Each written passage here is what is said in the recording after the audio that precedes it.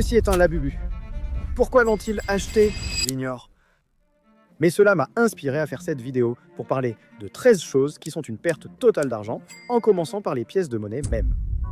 Frère, Mélania ne va pas te sauver la vie. Imagine passer 5 ans de ta vie à devenir bon dans quelque chose. Assez bon pour être payé, comme designer, programmeur ou marketeur, et tu rentres du travail avec une mission. Je dois faire 10 000 rapidement. Je veux dire, avec toute cette expertise, la façon la plus simple de le faire, c'est de lancer ton propre truc. Au lieu de cela, les gens vont investir toutes leurs économies dans la crypto. Imagine, il t'a fallu 1 an pour économiser, et tu dois encore passer 1 an juste pour retrouver ta situation d'avant cette erreur. Le meilleur conseil qu'on m'ait jamais donné, c'est de rester dans son domaine. Donc si tu penses qu'il y a de l'argent facile dans quelque chose, il y a de grandes chances qu'au dernier que tu perdes tout ce que tu y as investi. Sujet controversé, mais selon moi, les retraites gaspillent beaucoup d'argent. Les retraites fonctionnent grâce à l'épargne du salarié et de l'employeur, ce qui est positif. Tu pourrais croire que c'est de l'argent gratuit jusqu'à ce que tu réalises que tu dois attendre d'avoir 65 ans pour toucher à ton argent. Si tu ne places pas ton argent en retraite, tu dois savoir l'investir toi-même. Je préfère gérer mon propre argent plutôt que de le mettre dans un fonds d'investissement choisi par mon employeur. Tu n'obtiendras pas les meilleurs rendements si tu n'as pas le contrôle sur l'endroit où va ton argent. Passons aux voitures neuves. J'ai interviewé des millionnaires dans YouTube dans une vidéo. L'un d'eux a acheté une voiture à 100 000 $ et a affirmé que c'était un bon investissement.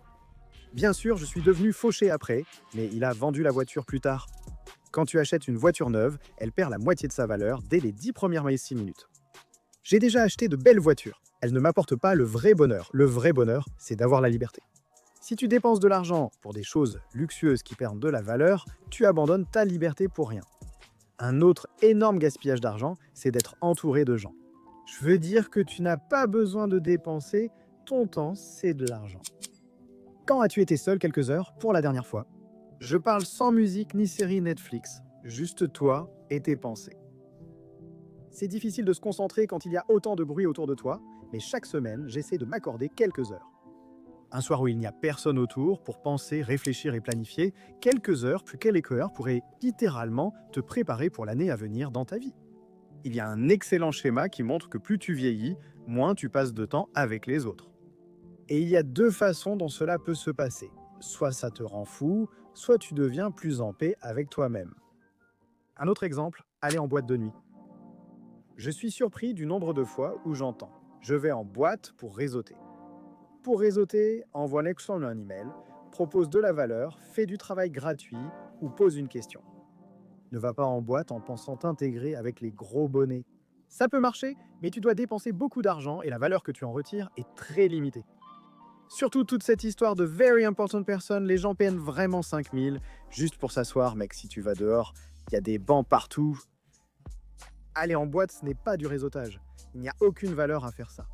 Si c'est comme ça que tu t'amuses, d'accord, mais pour la plupart des gens, c'est complètement jeter l'argent par les fenêtres. Et les billets very important person pour les conférences?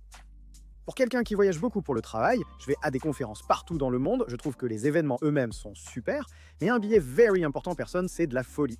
Il y a seulement quelques mois, j'étais à un événement et ils demandaient 10 000 juste pour avoir un billet very important person pour pouvoir aller en coulisses et rencontrer des gens sympas, mais au final, j'y suis allé quand même sans dépenser un seul dollar.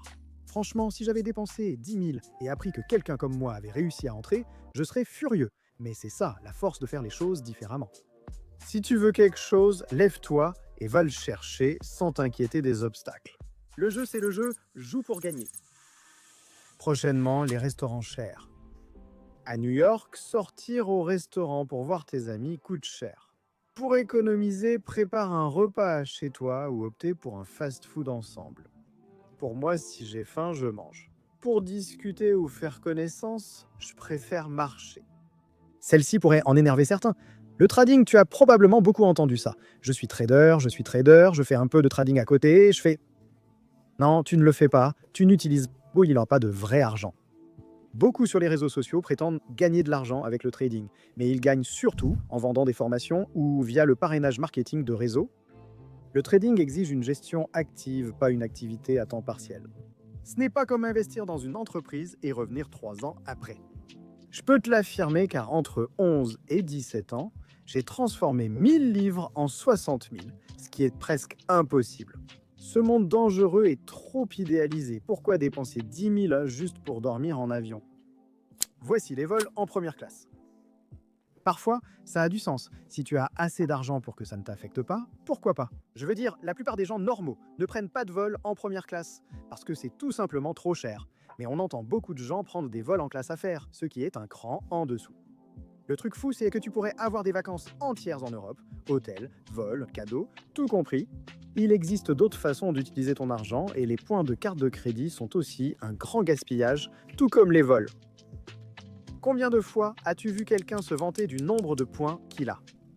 Il y a des chaînes YouTube entières dédiées à t'apprendre à maximiser les points. Mais les points de carte de crédit sont une astuce bien conçue pour attirer ton attention. En gros, les programmes de 4K dans cette partie de carte de crédit t'encouragent à dépenser plus d'argent. Même si tu accumules des points, en réalité tu économises moins parce que tu dépenses plus. Donc à l'âge de 17 ans, j'ai déménagé dans une grande ville, Londres. Et la raison pour laquelle je l'ai fait, c'est que je devais trouver un moyen de gagner de l'argent. Là où je vivais, il n'y avait tout simplement pas de bons emplois. L'une des choses que j'ai faites pour économiser de l'argent, c'était de vivre dans un appartement très bon marché. Mais quand j'ai commencé à gagner beaucoup d'argent, je me suis dit laisse-moi emménager dans un appartement chic. Et c'était incroyable pendant les premières semaines, puis au bout d'un moment, l'excitation est retombée. Heureusement, je pouvais me le permettre, mais je ne pense pas que c'était la chose la plus intelligente à faire. Si tu dépenses 3 000 par mois, tu atteins 36 000 par an. En dépensant 10 000 de moins pour le même bonheur, tu économises 10 000 $ en plus. Une tendance sur les réseaux sociaux. Acheter maintenant, payer plus tard. Pourquoi est-ce que c'est un gaspillage d'argent? Il y a une règle simple. N'achète pas ce que tu ne peux pas te permettre. Seule une maison se paie généralement plus tard. Prends un prêt immobilier, c'est ça. Oh, comment ai-je pu oublier? Tu as déjà entendu parler du système éducatif? C'est de loin l'un des plus gros gaspillages d'argent, donc tu prends un prêt avec un taux d'intérêt assez élevé. Juste pour n'avoir aucune garantie d'emploi, mais cette dette continue quand même de s'accumuler en arrière-plan. La seule chose positive de l'école, apprendre à faire longtemps ce que je n'aimais pas. Cela pourrait te surprendre. Personne ne m'a jamais demandé quelle note j'avais eue avant de m'embaucher. L'école n'est utile que si elle est exigée pour le travail. Tu veux faire, surtout des choses dans le domaine de la santé ou travailler avec des trucs vraiment spécialisés, comme une sorte de science. Il y a bien d'autres sujets dont je pourrais parler. Si tu as du mal à trouver un emploi en ce moment, que tu aies choisi un mauvais diplôme ou que tu sois entre deux postes, j'ai fait une vidéo sur la façon dont j'ai obtenu 8 emplois à temps plein sans jamais utiliser de curriculum vitae.